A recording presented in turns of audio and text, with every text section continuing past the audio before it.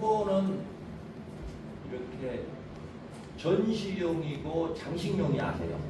그러니까 예를 들면 내 친구가 저 나비 많던데 나비 몇 마리 좀 달라고 그래요. 그래서 얼마든지 줄 수 있죠. 그런데 거기 야 그럼 뭐 하려고 나비 달라고 그러니까 집에다 이렇게 액자에서 이렇게 이쁘게 해놓은대요.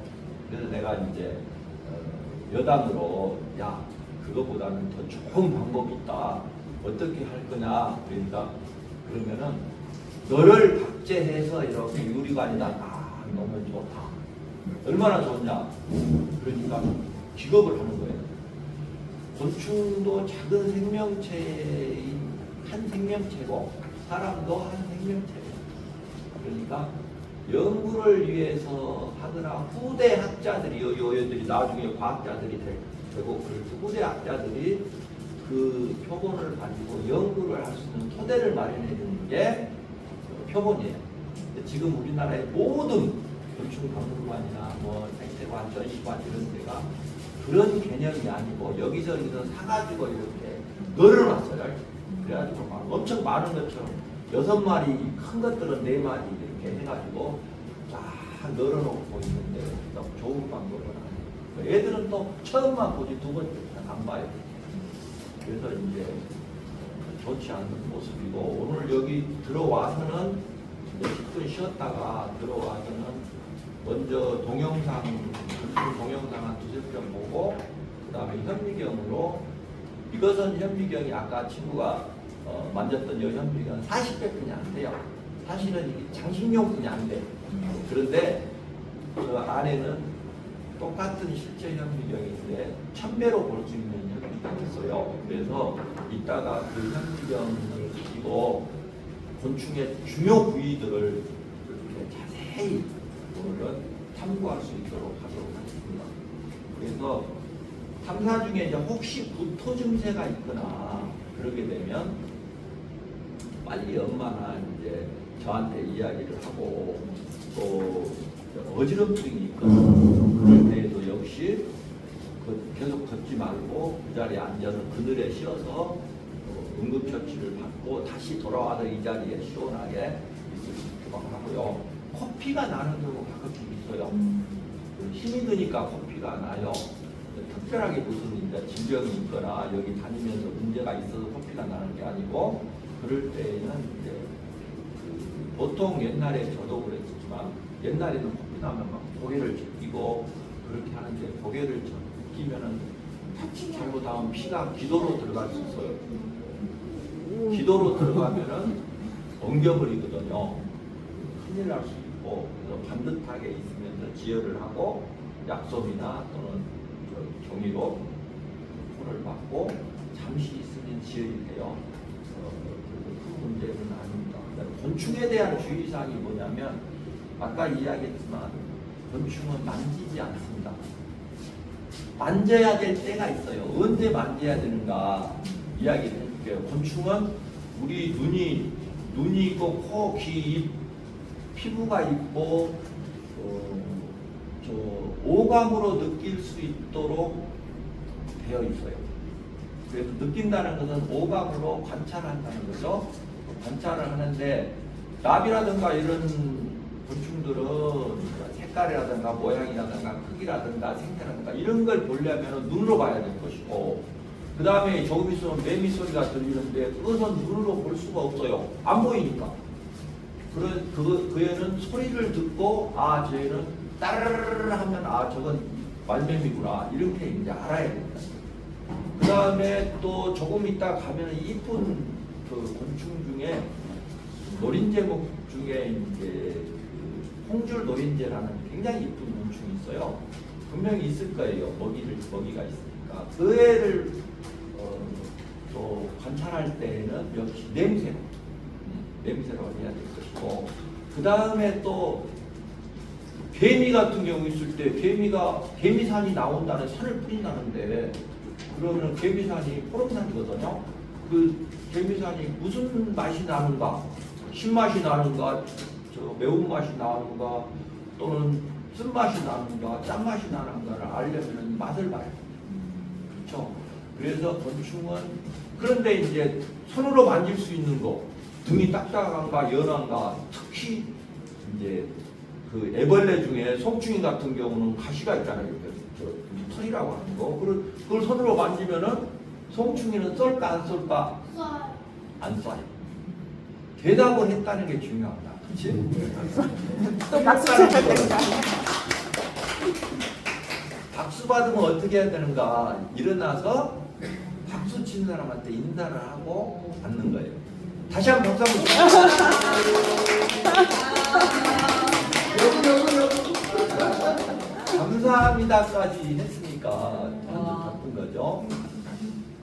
어린이들은 딱 한마디 하면 평생 그것을 그대로 실천해요. 그래서 굉장히 중요한 거예요.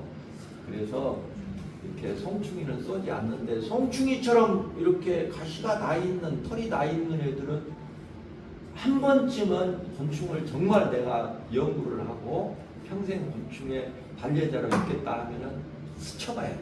스치면은 쏘겠죠? 덕충이라고 하는 거. 쏘면은 한 일주일 고생해요. 거기 그 털이 박혀 있으니까 부러져서. 그러면 이제 긁으면은 그 전라도 말로 띠앗띠앗하죠. 그런 것들을 느껴보는 거. 그럴 때 만지는 거예요.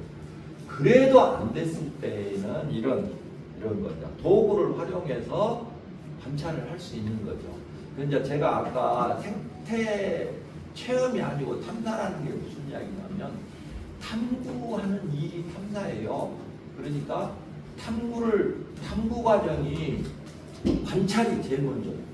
그 다음에 가설 결정, 실험, 고찰, 잘못됐을 때 피드백으로 가고 다시 이제 고찰까지 됐을 때 결론을 내고 논문을 쓰고 논문 검증을 하고 그리고 책을 내고 책을 내야 일반화되는 그것이 하나의 탐구 과정이거든요. 그래서 오늘은 탐구 생활을 할 때 제일 먼저 중요한 게 관찰이기 때문에 초등학교 교사들이 매 하는 이야기가 관찰일지 쓰게 하는 거예요. 그 탐구 과정의 첫 번째 과정. 관찰이 잘못되면 그 다음 과정이 다 흐트러져요.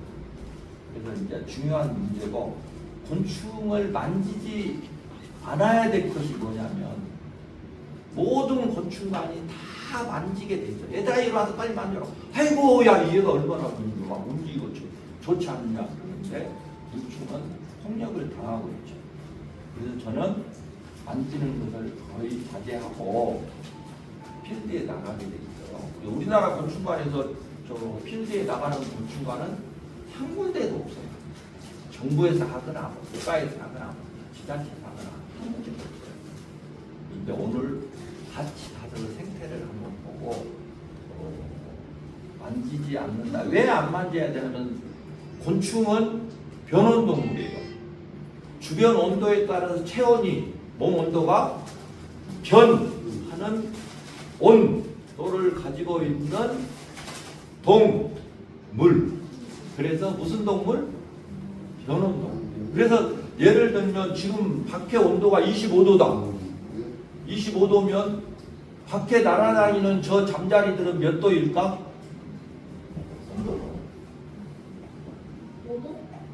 5도? 대답을 했다는 거.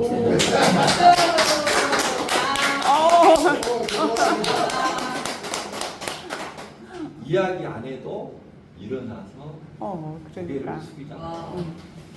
한 번도 그런 적이 없어요. 그 부모님들이 박수 쳤을 때 그 쑥스러워하고 막 그러고 막 이러는데 받을 자격이 있으니까 박수를 받는 거예요. 그래서 자 이제 그렇게 해서 밖이 25도면 변온동물이니까 주변 온도에 따라서 밖이 25도니까 곤충도 몇 도일까? 그렇지 25도 25도예요. 그러면 만약에 밖에 온도가 22도다 그러면 저기 날아다니는 나비들은 몇 도일까? 22도. 이해했어요? 자 그러면 다른 친구들은 이야기 말고 요 두 친구만 밖에 온도가 가령 27도다. 그러면 저기 기어다니는 개미는 몇 도일까? 27도. 박수. 자, 이제 이해했죠? 그런데 우리 사람은 밖에 온도가 25도면 우리도 25도일까? 그렇지 않아요. 우리 사람은 상 일정한 온도를 가지고 있는 동물, 항온동물. 일정한 온도에서 정온동물이라고 해요. 그러니까 항상 일정한 온도를 가지고 있으니까 저기 밖에 눈이 와도 우리 몸은 36도에서 37도, 그러니까 36.5도예요. 몇 도? 36.5도. 우리 그러면은 자 36.5도인 우리 손이 26도인 나비를 잡고 있으면 나비는 뜨거울까 안 뜨거울까? 뜨겁지. 그렇죠. 뜨거우니까 나비가 막 발버둥 치는 거예요. 그래서 스트레스를 받죠. 뜨거우니까. 그것을 너희들은 뭐라 그러지만 부모님께 말씀을 드리면은 저열상 화상이라고 해요. 낮은 온도에서 화상을 입는다. 그래서 낮은 온도 상태에서 화상을 입는다. 사람도 마찬가지요. 그 부들빵 이렇게 그 저녁에 이거 좀 하고 저 누워 있으면 무릎 데어가지고 병원에 가는 사람 많아요. 뜨겁지 않은데도 낮은 온도에서 화상을 입을 수 있어요. 그래서 만지면 안 된다는 거죠. 저 이따가 그걸 가지고 마술을 제가 부릴게요. 그러면 재미있는 마술을 여러분들에게 보여줄 수 있어요. 자, 그렇게 하고 이제 그러면은 지금부터 이제 한번 같이 가보는데 저기 포충망이 있어요. 포충망을 가지고 봤죠. 자글포, 곤충충, 망망 또는 그물망. 그래요. 그러니까 제가 쓴 책 중에 여기에 기후변화 나비행이라는 책이 있는데 여기 최근에 쓴 책인데 여기에 뒷면에 부록이 있는데 요 부록에 우리나라 모든 나비만 썼으니까 기후변화에 따라서 이렇게 북상하고 있는 나비들이에요. 좀 불쌍한 나비들이죠.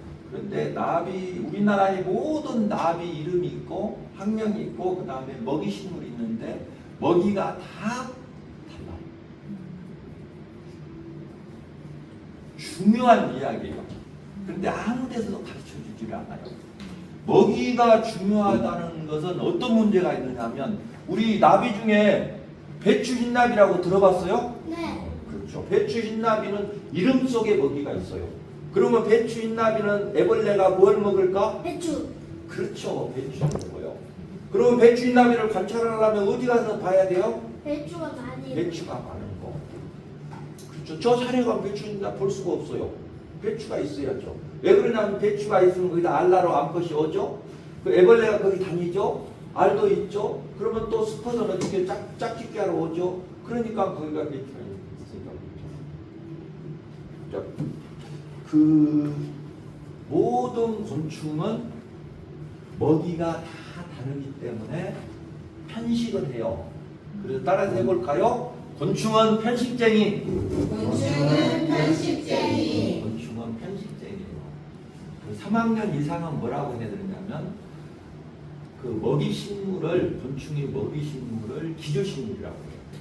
그래서 기주 특이성이 있다 그래요. 3학년 이상 순서로 봐야 돼요. 그렇죠. 자, 따라서 해볼까? 3학년 이상. 여기도 다 3학년 이상인데 왜 3학년? 자, 그 곤충은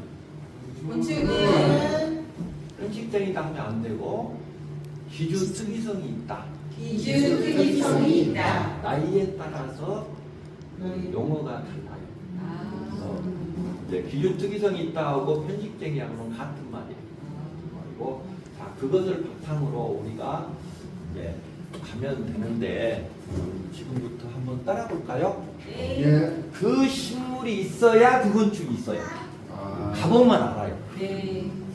그래서 필드에 나가야 되는 거예요.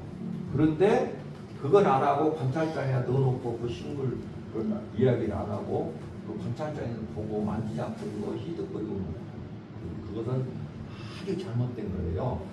그래서 자, 우리 그럼 같이 떠나봅시다.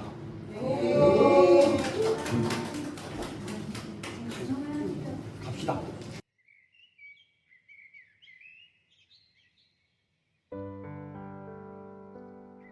네.